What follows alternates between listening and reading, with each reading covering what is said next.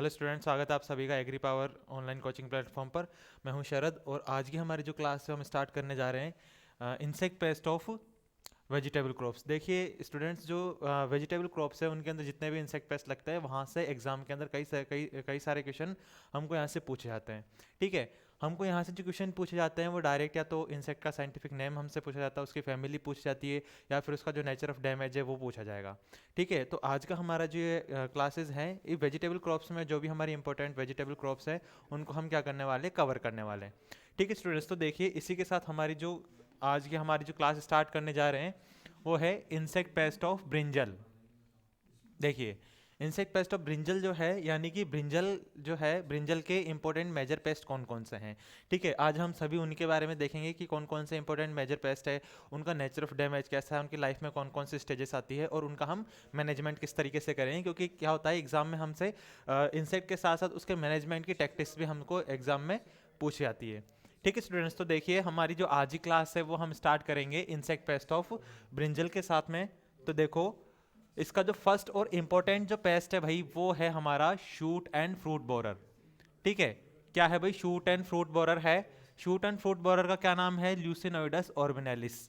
देखिए इसका scientific name आपसे पूछा जाता है, आपको पहली बात कंफ्यूज नहीं होना है। इसका जो नाम है वो है शूट एंड फ्रूट बोरर है। अब देखिए जैसा कि नाम से पता चल रहा है कि इसका जो डैमेज है अर्ली स्टेज में जो आएगा वो तो किस पे आएगा, शूट पर आएगा। यानी कि जब प्लांट की इनिशियल स्टेजेस जो होगी या वेजिटेटिव ग्रोथ जब होती है तब इसका जो अटैक देखा जाता है वो शूट पर देखा जाता है। ठीक है, लेकिन जैसे जैसे प्लांट ग्रोथ करेगा उसकी फ्लावरिंग आएगी, देन फ्रूटिंग जब होगी तब फ्रूटिंग के बाद में क्या होता है कि इसका जो अटैक है वो फ्रूट के ऊपर भी देखने के लिए मिलता है। इस वजह से क्या क्या कहा जाता है, इसको शूट एंड फ्रूट बोरर कहा जाता है। ठीक है, इसका साइंटिफिक नेम है ल्यूसिनोइडस ऑर्बिनेलिस। देखिए इंपॉर्टेंट है एग्जाम के पॉइंट ऑफ व्यू से, आपको एग्जाम में यही पूछा जाता है कि जो इसका साइंटिफिक नेम क्या है भाई, ल्यूसिनोइडस ऑर्बिनेलिस है। और क्या होता है कि इसके बाद में जो यहाँ से एक दूसरा मेन क्वेश्चन जो पूछते हैं वो पूछते हैं इसकी फैमिली। देखिए इसके साथ साथ आपको इसकी फैमिली जो है, इसकी फैमिली होती है क्रैम्बिडी। ठीक है, इसकी जो फैमिली होती है स्टूडेंट्स वो कौन सी होती है, क्रैम्बिडी होती है। और इसके साथ जो आपको जो दूसरा क्वेश्चन आपसे पूछा जाता है वो पूछा जाता है इसका ऑर्डर। ठीक है, तो ऑर्डर जो है इसका ऑर्डर होगा भाई लेपिडोप्टेरा। ठीक है, इसका ऑर्डर क्या होगा, लेपिडोप्टेरा इसका ऑर्डर होगा। ठीक है, तो ये चीज आपको पता होनी चाहिए कि क्रैम्बिडी है और लेपिडोप्टेरा क्या है, इसका ऑर्डर है। अब हम बात करेंगे कि डैमेजिंग सिम्टम कैसे होते हैं, यानी कि ये जो इसका इंसेक्ट है इसकी डैमेजिंग स्टेज कौन सी है हम वो भी डिस्कस करेंगे। देन इसके जो डैमेज है वो किस तरीके का दिखाई देता है। ठीक है, तो यहाँ पर देखिए हम इसको फिर से एक बार देख लेते हैं। इसकी जो फैमिली है ना, वहाँ इसकी जो फैमिली है ये है क्रैम्बिडी, जो आपसे अक्सर एग्जाम के अंदर पूछी जाती है। देन इसके बाद में है इसका ऑर्डर। ऑर्डर जो है वो क्या है भाई, लेपिडोप्टेरा है। ठीक है, देन इसके बाद में यहां से हमको जो नेक्स्ट चीज पूछी जाती है वो पूछी जाती है इनकी डैमेजिंग स्टेज। ठीक है, डैमेजिंग स्टेज जो हम देखेंगे वो कौन सी होती है भाई, कैटरपिलर।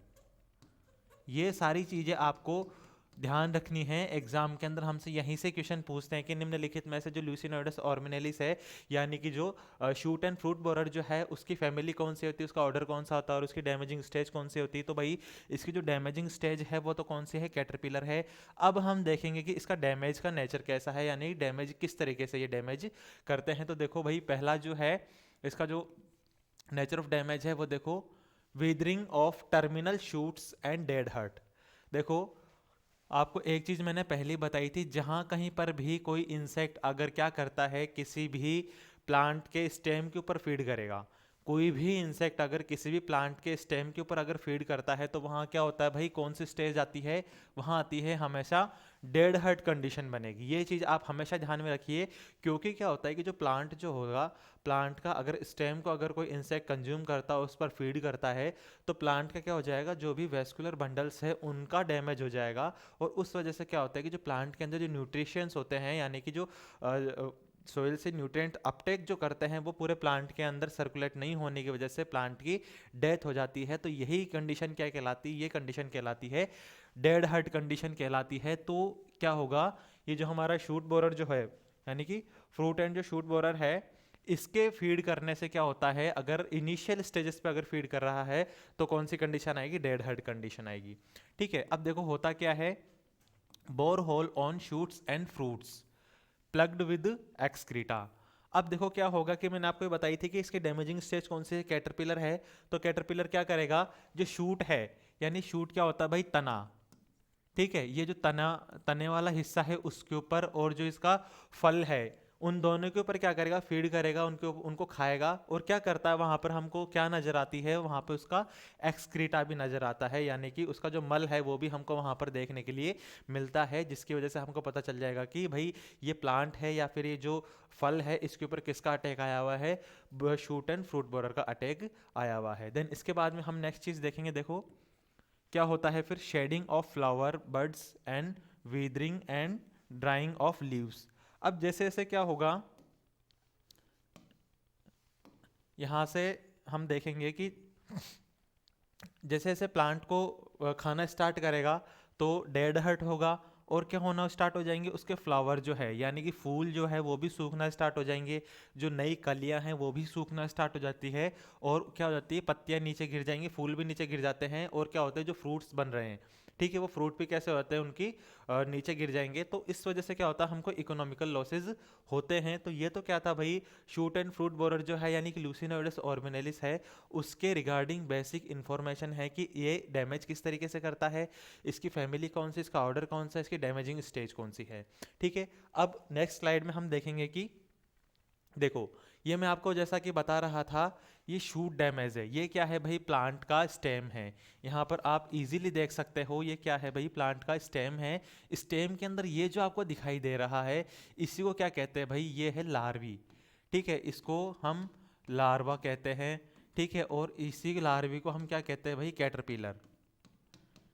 ठीक है, और अगर हम देखें हिंदी के अंदर, तो हिंदी में इसको क्या कहा जाता है, इसको इल्ली भी कहा जाता है, या हम बोले इसको सूंडी भी कहा जाता है। ठीक है, या इसको लट भी कहा जाता है। तो ये सारे के सारे क्या है, ये कैटरपिलर को ही इतने सारे नाम हैं। तो इसकी जो नुकसान वाली अवस्था है, यानी कि हम देखें कि क्षतिकारक जो अवस्था है इसकी, ठीक है, वो कौन सी है, कैटरपिलर है। ठीक है, क्षतिकारक वाली अवस्था कौन सी है भाई, इसकी कैटरपिलर है, यानी कि डैमेजिंग स्टेज कौन सी है, कैटरपिलर है। अब देखो, इनसे जो इन्फेक्टेड फ्रूट्स है वो कुछ कुछ इस तरीके के नजर आते हैं। ठीक है, जब भी आप कभी देखोगे कि बैंगन काट करके देखोगे कि उसमें आपको कीड़ा नजर आएगा, तो वो एक्चुअल में कीड़ा कौन सा होता है भाई, brinjal fruit and shoot borer ही होता है। अब देखो क्या है कि इसको ये क्या करेगा, पहले तो स्टेम को भी डैमेज करेगा, देन फ्रूट्स को भी डैमेज करेगा। अब डैमेज की वजह से क्या होता है कि इसकी weathering and drawing up of plant, ये क्या होता है कि इसकी जो पत्तियां हैं, पत्तियां भी नीचे गिर जाती है, और धीरे धीरे प्लांट जो है वो भी कैसा स्टार्ट हो जाता है अभी, सूखना शुरू कर देता है। ठीक है, तो ये चीज़ आपको एक ध्यान में रखनी है। जो हमने इसके डैमेजिंग सिम्टम्स पढ़े हैं, यहाँ पर मैं आपको दिखाने की कोशिश कर रहा हूँ कि किस तरीके से इस कीट का अटैक जो है इस प्लांट के ऊपर देखा जाता है। ठीक है, अब देखो क्या होता है कि मैंने आपको एक चीज़ और बताई थी कि लार्वा, देखो लार्वे के जो मल होता है, एक्सक्रीटा जो रहता है, वो आपको डैमेज फ्रूट्स के ऊपर दिख जाएगा। भाई ये देखो, यहाँ पर आपको दिख रहा है कि ये जो फ्रूट है, यानी कि बैंगन का जो फ्रूट है, इसके ऊपर आपको काले काले कलर के जो धब्बे दिखाई दे रहे हैं, ये धब्बे एक्चुअल में किसके होते हैं भाई, इस इंसेक्ट के डैमेज की वजह से होते हैं। और यहाँ पर इन धब्बों के पास में, या फिर यहाँ पर जो आपको छेद दिखाई दे रहे हैं, यहाँ पर क्या दिखाई देगा, इस कीट का मल भी दिखाई देगा। ठीक है, अब देखो होता क्या है, ये देखिए, ये बिल्कुल फ्रूट है, इसके ऊपर आपको छोटे छोटे छिद्र दिखाई देंगे, इसके ऊपर छोटे छोटे होल दिखाई देंगे, ये भी किसका डैमेज है, ये फ्रूट एंड शूट का, शूट बोरर का ही डैमेज इस तरीके से हमको नजर आएगा। ठीक है, तो देख सकते हैं यहाँ पर किस तरीके से ये डैमेज जो है इंसेक्ट का, इसका डैमेज आता है, किस तरीके से इन पे प्लांट के ऊपर इसका इफेक्ट दिखाई देता है। ठीक है, तो ये तो क्या था कि इसके मेजर सिम्टम्स किस किस तरीके से होते हैं, और मेजर इसका रोल कैसा होता है कि प्लांट को किस तरीके से डैमेज करता है। अब हम बात करते हैं इसको हम मैनेज कैसे करेंगे। देखिए, कोई भी इंसेक्ट है, हमको सिर्फ उसका आइडेंटिफिकेशन, उसकी लाइफ की स्टेजेस और उसकी डैमेजिंग स्टेज पता होने से ही क्या नहीं होता, उसका हम मैनेजमेंट नहीं कर सकते। इस वजह से हमको क्या पढ़ना पड़ेगा, मैनेजमेंट भी पढ़ना पड़ेगा, ताकि मैनेजमेंट के साथ ही हम क्या कर सकते हैं, इसको कंट्रोल कर सकते हैं। तो आइए हम देखेंगे कि इसका मैनेजमेंट किस तरीके से करेंगे। भाई देखो, मैनेजमेंट करने के लिए हम क्या करते हैं कि जो भी इंसेक्ट है, सबसे पहले तो जो भी उसकी स्टार्टिंग से, यानी हम बात करते हैं बिल्कुल, अगर हम आईपीएम को लेकर चले, आईपीएम का मतलब है इंटीग्रेटेड पेस्ट मैनेजमेंट को अगर हम ध्यान में रख करके चलते हैं तो हमको बिल्कुल जब हम प्लांट को ग्रो करते हैं उस समय से ही क्या करना पड़ता है, छोटी छोटी हम प्रैक्टिसेस करते हैं जिसकी हेल्प से हम क्या कर सकते हैं, प्लांट की पॉपुलेशन जो इंसेक्ट पेस्ट है उसकी पॉपुलेशन को ईटीएल लेवल पर पहुंचने से उसको रोका जा सकता है। तो उसके लिए हम क्या कर सकते हैं भाई, सबसे पहली पहली जो चीज़ है वो हम करेंगे, remove the affected terminal shoot showing boreholes. देखो सबसे पहले तो हम क्या करेंगे, जो भी हमको प्लांट इन्फेक्टेड नज़र आ रहा है, यानी कि जो भी प्लांट ऐसा है जिसके ऊपर इंसेक्ट का अटैक आ चुका है, हम क्या कर देंगे, उस प्लांट को वहाँ से रिमूव कर देंगे। ठीक है, प्लांट को रिमूव करने से क्या होगा कि ये जो इंसेक्ट है उस प्लांट के ऊपर जो सर्वाइव कर रहा था, अब वो क्या नहीं कर पाएगा, ज़्यादा लंबे टाइम तक सर्वाइव नहीं कर पाएगा, या फिर उसकी इंसेक्ट की आगे की जो स्टेजेस है वो वहाँ पर कंप्लीट नहीं हो पाएंगी। उसको वहाँ से रोकने के लिए जो भी इन्फेक्टेड प्लांट है हम क्या कर देते हैं भाई, उसको हटा देते हैं। ठीक है, जो भी है, remove the infected terminal shoot showing the bore holes.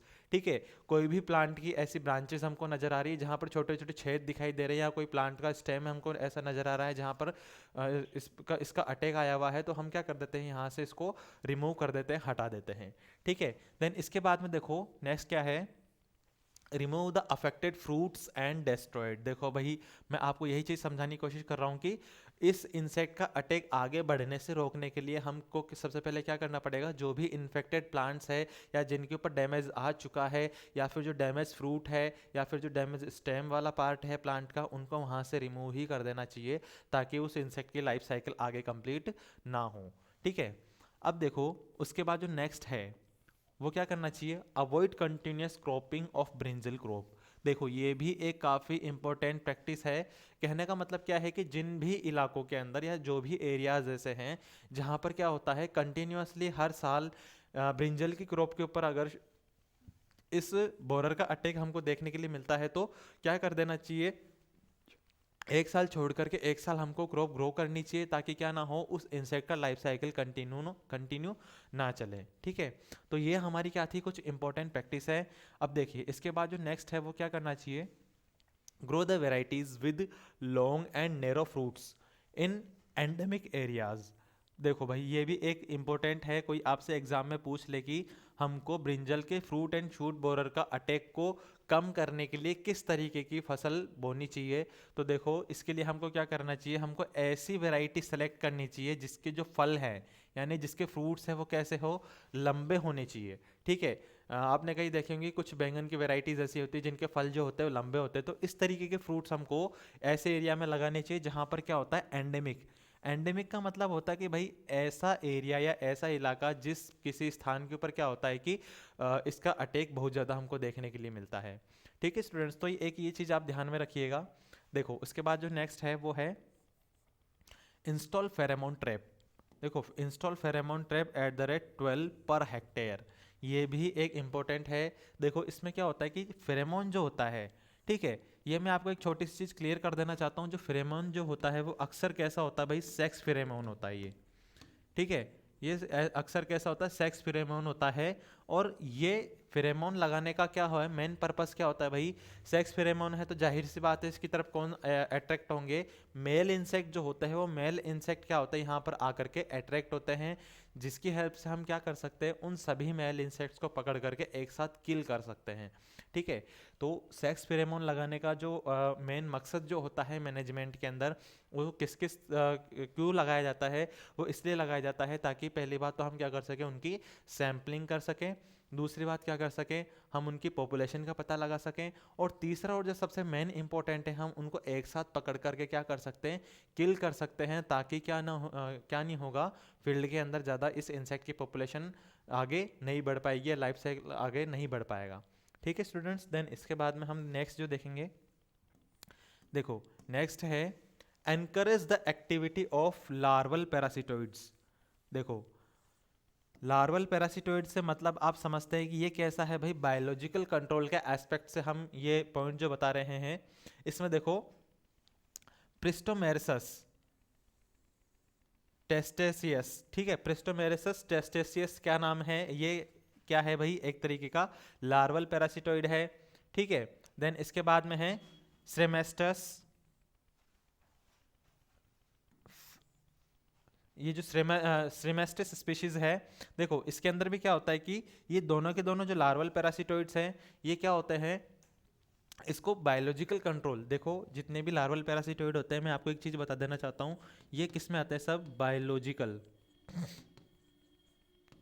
ये सारे कैसे भाई, बायोलॉजिकल कंट्रोल एजेंट्स हैं। ठीक है, ये कैसे हैं, सारे बायोलॉजिकल कंट्रोल एजेंट्स हैं। तो जब भी आपसे क्वेश्चन पूछा जाए कि निम्नलिखित में से बायोलॉजिकल कंट्रोल एजेंट कौन से होते हैं ब्रिंजल के लिए पूछा जाए, तो ये जो दो एग्जाम्पल मैंने आपको बताए हैं, ये आप एग्जाम के पॉइंट ऑफ व्यू से इनको जरूर ध्यान में रखिएगा। हालांकि इतना ज़्यादा डीपली पूछते नहीं है, लेकिन बाय द वे किसी एग्जाम में यहाँ से क्वेश्चन आ जाता है, तो आप क्या कर सकते हैं, यहाँ से इसको सोल्व कर सकते हैं। अब देखो नेक्स्ट जो पॉइंट है वो भी इंपॉर्टेंट है, अवॉइड यूज ऑफ सिंथेटिक पायरेथ्रोइड्स।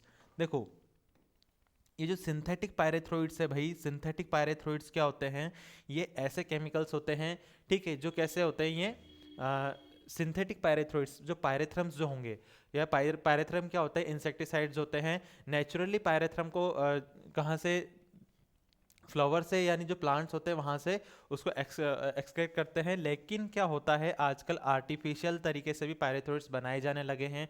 इनको ज़रूरत से ज़्यादा जब हम यूज़ करते हैं, तो इससे क्या होता है भाई, ये किसके लिए रेस्पॉन्सिबल होते हैं, outbreak of sucking insect pest. ठीक है, ये सकिंग इंसेक्ट पेस्ट के आउटब्रेक के लिए रेस्पॉन्सिबल होते हैं। इस वजह से हमको क्या करना चाहिए कि सिंथेटिक पायरेथ्रोइड्स का ज़्यादा यूज़ नहीं करना चाहिए, सिंथेटिक पायरेथ्रोइड्स को अवॉइड करना चाहिए। ठीक है, ज़रूरत से ज़्यादा अगर हम सिंथेटिक पायरेथ्रोइड्स का यूज़ करेंगे, तो उसकी वजह से क्या होगा, जो हमारे सकिंग इंसेक्ट पेस्ट है उनका आउटब्रेक क्या हो जाएगा, बढ़ जाता है। ठीक है, देन उसके बाद में देखिए क्या होगा, avoid using insecticide at the time of fruit maturation and harvesting.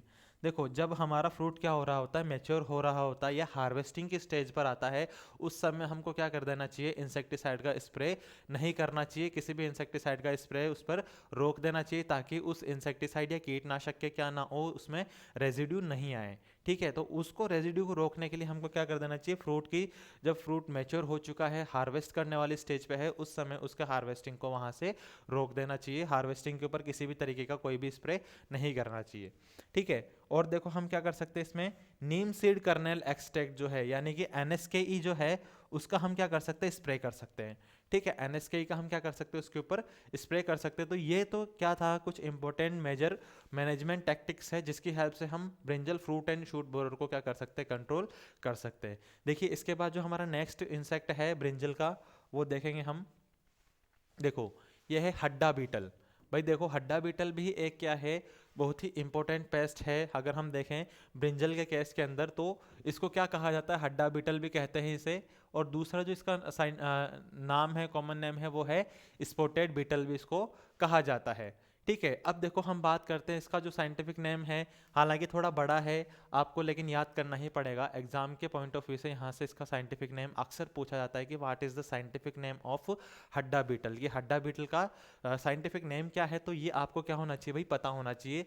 तो ये होता है हेलोनस प्लिएकाना विग्नेटो पंक्टाटा। ठीक है, हेलोनस प्लिएकाना विग्नाटो पंक्टाटा है, और इसकी जो फैमिली होगी, फैमिली जो होती भाई कॉक्सिनेलिडी होती है। ठीक है, फैमिली जो होगी कॉक्सिनेलिडी होगी, और क्या होगा, इसका ऑर्डर जो होगा वो होता है कोलियोप्टेरा। ऑर्डर क्या होगा भाई, कोलियोप्टेरा इसका ऑर्डर होता है। अब देखो इसके डैमेजिंग स्टेज की अगर हम बात करें, ठीक है, इसके जो डैमेजिंग स्टेज होती है वो क्या होती है, एडल्ट और ग्रब दोनों ही होते हैं। ठीक है, एडल्ट और ग्रब क्या करते हैं, दोनों ही क्या करते हैं, डैमेज करते हैं। अगर हम बात करें किसकी, डैमेजिंग स्टेज की,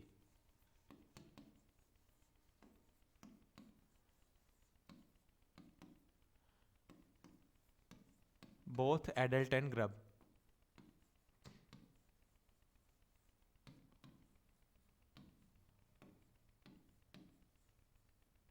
ठीक है, डैमेजिंग स्टेज जो है वो क्या है, बोथ एडल्ट एंड ग्रब है, और कॉक्सिनेलिडीज की फैमिली है, और कोलियोप्टेरा क्या है, इसका ऑर्डर है। तो ये सारी चीज़ें आपको पता होनी चाहिए, ये बेसिक चीज़ें हैं, साइंटिफिक नेम, फैमिली, ऑर्डर और डैमेजिंग स्टेज। ये 3-4 चीज़ें तो आपको बिल्कुल पता होनी ही होनी चाहिए, अदरवाइज आपका क्वेश्चन गलत होने के पूरे पूरे चांसेस होते हैं। क्योंकि हड्डा बीटल जो है ये बहुत ही इंपॉर्टेंट मेजर पेस्ट है, किसका? बैंगन का। ठीक है, और क्या होता है कि ये हड्डा बीटल जो है कई तरह के अलग अलग क्रॉप्स में भी इसका डैमेज देखने के लिए मिलता है, लेकिन जो मेन जो इसका डैमेज है वो कौन सी क्रॉप में देखने के लिए मिलता है भाई?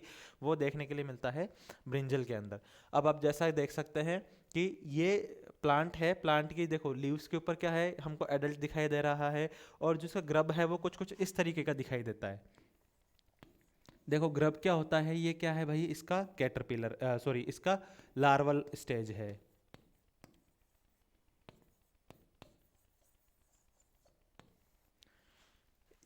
देखो ये जितने भी कोलियोप्टेरा वाले इंसेक्ट हैं, इन कोलियोप्टेरा वाले इंसेक्ट की जो लार्वल स्टेज है, यानी कि जो लार्वल अवस्था है, उस लार्वल अवस्था को क्या कहा जाता है भाई? ग्रब कहा जाता है। एक चीज़ ये भी आपको पता होनी चाहिए, देखो कोलियोप्टेरा और हाइमेनोप्टेरा के अंदर जो लार्वल स्टेज होती है, उस लार्वल स्टेज को क्या कहा जाता है? ग्रब कहा जाता है। और क्या होगा, आपको ये ध्यान में रखना है, ठीक है? ग्रब भी जहाँ पर भी आ जाए तो वहाँ पर आपको एक चीज़ हमेशा ध्यान रखनी है, ये कौन से ऑर्डर से बिलोंग करता है भाई? ये जो है हड्डा बीटल कोलियोप्टेरा से बिलोंग करता है। कोलियोप्टेरा के अंदर अक्सर कौन से इंसेक्ट आते हैं? ये आते हैं आपके पास में बीटल्स आते हैं, ठीक है? तो ये सारी चीज़ें आपको पता होनी चाहिए। इसके बाद हम नेक्स्ट जो देखेंगे, देखो इसके सिम्टम मैंने आपको बता दिए हैं। सिम्टम के अंदर देखो क्या होता है, स्क्रैपिंग ऑफ क्लोरोफिल। देखो स्क्रैपिंग ऑफ क्लोरोफिल का मतलब क्या होता है कि जो एडल्ट और इसका जो लार्वा है वो दोनों ही क्या करेंगे, प्लांट की जो क्या है सरफेस आपको नजर आ रही है, प्लांट की जो लीव्स है, प्लांट की जो लीव्स है वहां से क्या करते हैं वो जो भी क्लोरोफिल है उसको खुरसते हैं, क्लोरोफिल को उसको क्या करते हैं वहां से खाना शुरू कर देते हैं। लीव्स की अपर सरफेस या लोअर सरफेस पे क्या करते हैं वो फीडिंग करना शुरू करते हैं, ठीक है? देन इसके बाद जो हमारा नेक्स्ट है, देखो skeletonization and drying of the leaves. Skeletonization and drying of leaf का क्या मतलब होता है कि पत्ती को पूरी तरीके से खा जाते हैं ये, और सिर्फ क्या बचता है, उसकी जो मिड्रिब होती है, सिर्फ मिड्रिब ही हमको क्या होती है, नजर आती है। बाकी पूरी प्लांट की जो लीव्स है उनको पूरी तरीके से डिस्ट्रॉयड कर देते हैं, उसका डिफोलिएशन कर देते हैं, जिसकी वजह से क्या होता है कि जो प्लांट की ग्रोथ होगी वो रुक जाएगी, प्लांट के अंदर जो फोटोसिंथेसिस होगा वो रुक जाएगा, उसका फूड डेवलपमेंट नहीं होगा, उसकी वजह से क्या होगा, प्लांट का जो ग्रोथ है, उसकी फ्रूटिंग है, उसका फ्लावरिंग है, वो सब अफेक्टेड होंगे, ठीक है? यहाँ तक आई बात समझ में? देखो हड्डा बीटल जो है हेलोनस प्ले का ना, विग्नेटो पंक्टाटा क्या है इसका साइंटिफिक नेम है, फैमिली क्या है इसकी, कॉक्सिनेलिडी है, देन ऑर्डर क्या है इसका, कोलियोप्टेरा है, ठीक है?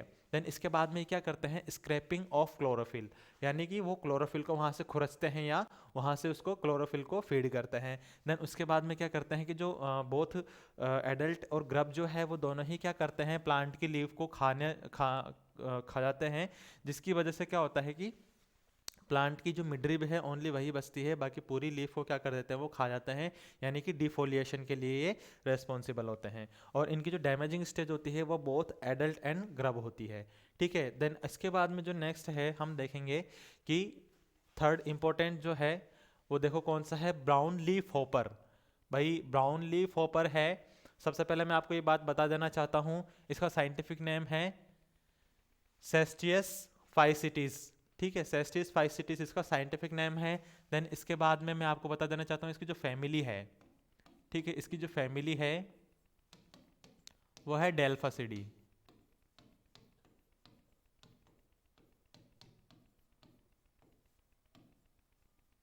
ठीक है? फैमिली क्या है भाई, डेल्फासिडी है। देन इसके बाद में हम बात करें किसकी, ऑर्डर, तो ऑर्डर जो होता है वो है हेमिप्टेरा,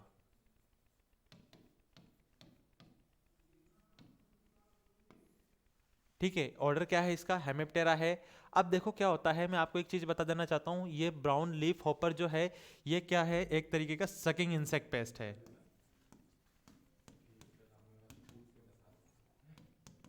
ये क्या है भाई, एक तरीके का सकिंग इंसेक्ट पेस्ट है ये, ठीक है? सकिंग इंसेक्ट पेस्ट है, फैमिली क्या है इसकी, डेल्फासिडी है, ऑर्डर क्या है, हेमिप्टेरा है, सकिंग इंसेक्ट पेस्ट है ये। अब देखो होता क्या है, ब्राउन लीफ हॉपर है, आपको इसकी ये तो पता चल ही गया साइंटिफिक नेम क्या है, इसकी फैमिली ऑर्डर पता चल गया, और ये भी पता चल गया कि ये किस तरीके का पेस्ट है।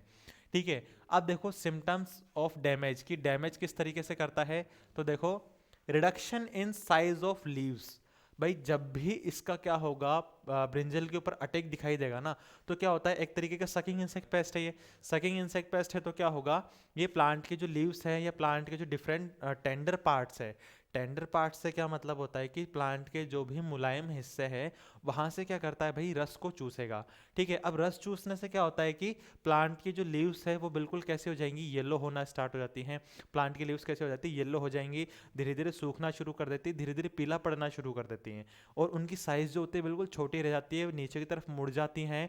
ठीक है, और उनकी ग्रोथ क्या होती है, बिल्कुल रुक जाती है। तो देखो, reduction in size of leaves.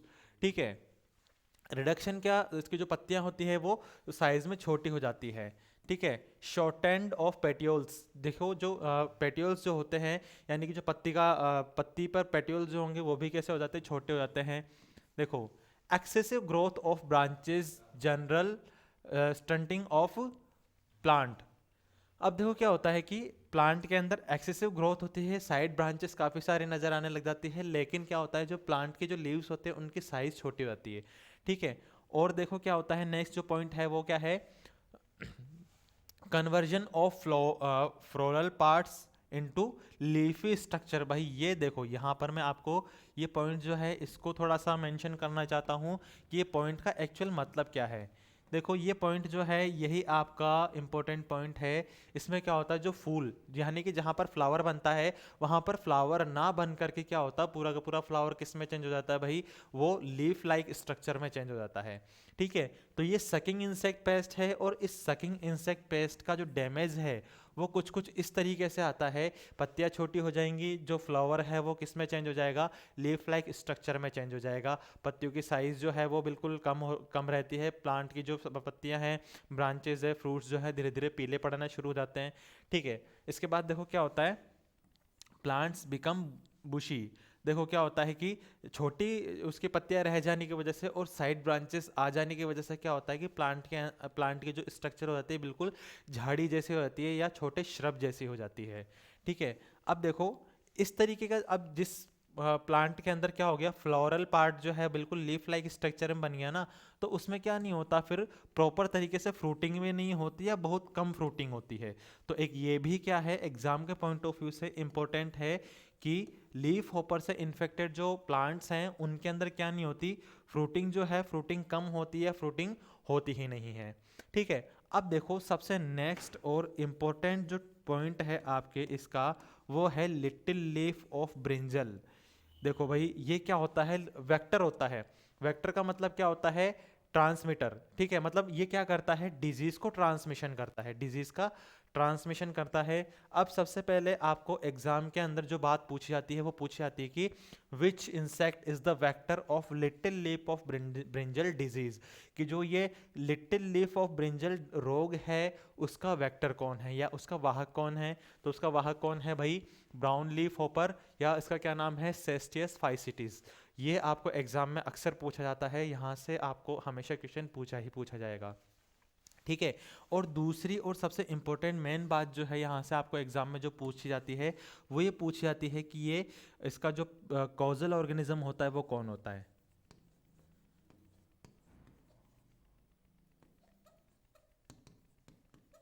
देखो, इसका जो कॉजल ऑर्गेनिज्म होगा वो कॉजल ऑर्गेनिज्म क्या होगा भाई, फाइटोप्लाज्मा।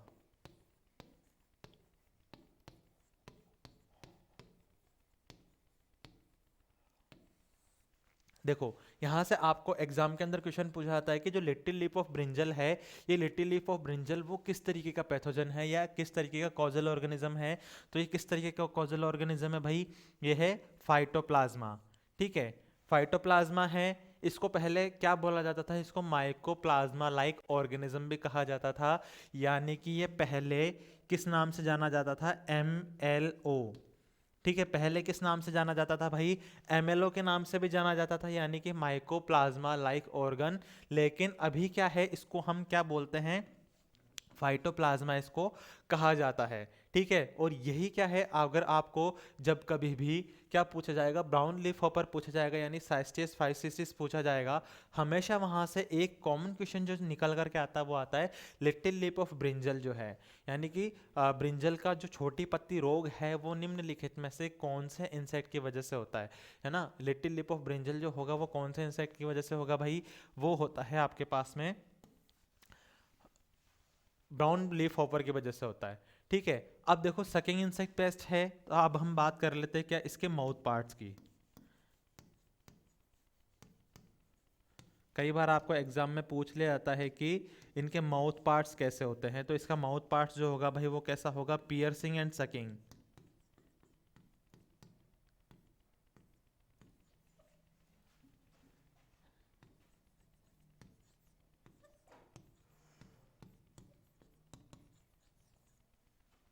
ठीक है, इनके माउथ पार्ट कैसे होते हैं भाई, पियर्सिंग एंड सकिंग टाइप के माउथ पार्ट होते हैं। पियर्सिंग और सकिंग टाइप के माउथ पार्ट होने की वजह से क्या होते हैं, ये प्लांट का क्या करते हैं, जो भी सेप है उसको सक करते हैं।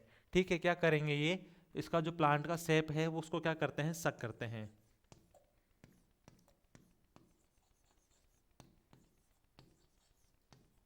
ठीक है, यानी सक द प्लांट सेप।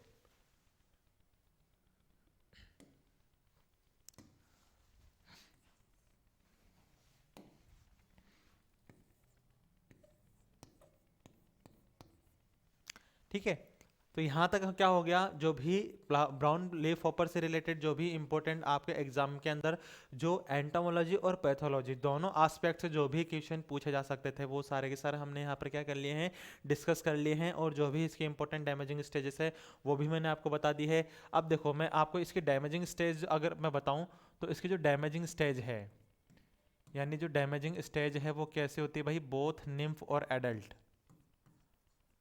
वो कैसे होती है, बोथ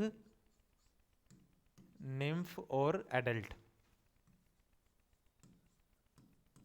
यानी कि दोनों ही जो अवस्थाएं हैं, है ना, निम्फ और एडल्ट दोनों ही अवस्थाएं क्या करती हैं, प्लांट के ऊपर डैमेज करती हैं। दोनों ही क्या करती है, दोनों अवस्थाओं में ही क्या करता है ये, प्लांट की सरफेस से प्लांट के जो डिफरेंट टेंडर पार्ट्स हैं यानी कि जो मुलायम हिस्से है वहां से प्लांट पर से क्या चूसेगा, रस चूसते हैं, जिसकी वजह से प्लांट का जो प्लांट इफेक्टेड इनसे इन्फेक्टेड जो प्लांट है उनकी जो ग्रोथ है कैसी होती है भाई, बिल्कुल स्टंटेड ग्रोथ होती है। ठीक है, आया यहाँ तक समझ में। अब इसके बाद जो हम नेक्स्ट इसका इंसेक्ट देखेंगे वो है, देखो उससे पहले हम देखेंगे कि जो लिटिल लीप ऑफ ब्रिंजल है एक्चुअल में दिखाई किस तरीके से देती है। तो ये देखो मैंने आपको बताया था कि जो पत्तियां होती है बिल्कुल छोटी छोटी हो जाती है, उनकी जो साइज़ है पत्तियों की बिल्कुल छोटी रह जाती है, और जो भी उसका फ्लोरल पार्ट है वो कैसा पत्तियों में ही चेंज हो जाता है। तो यहाँ पे आप देख सकते हैं कितनी छोटी छोटी पत्तियां आपको नजर आ रही है, और यहाँ पे जो पूरा का पूरा प्लांट है इसके ऊपर देखो बहुत इतनी छोटी छोटी पत्तियां नजर आ रही हैं कि जो प्लांट की जो लीव्स है बिल्कुल दिखाई नहीं दे रही हैं।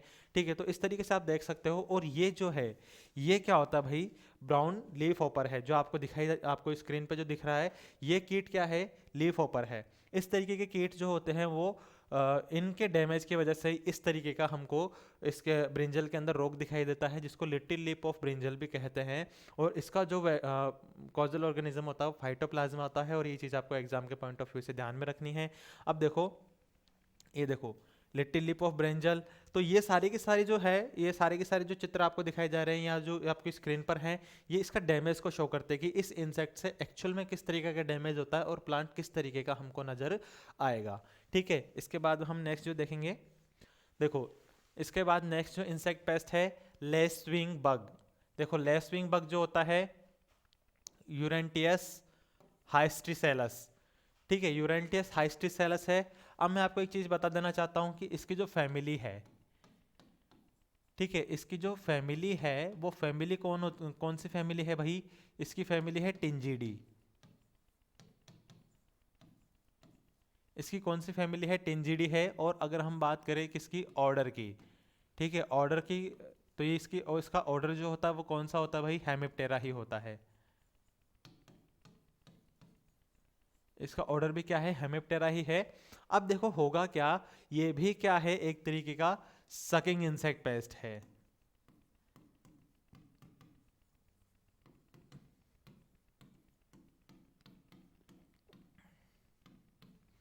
ये भी क्या है, एक तरीके का सकिंग इंसेक्ट पेस्ट है।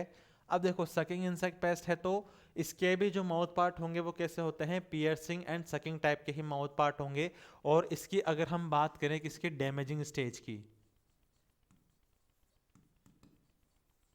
अगर हम बात करें किसकी, डैमेजिंग स्टेज की, तो डैमेजिंग स्टेज कौन सी होती है भाई, बोथ निम्फ एंड एडल्ट।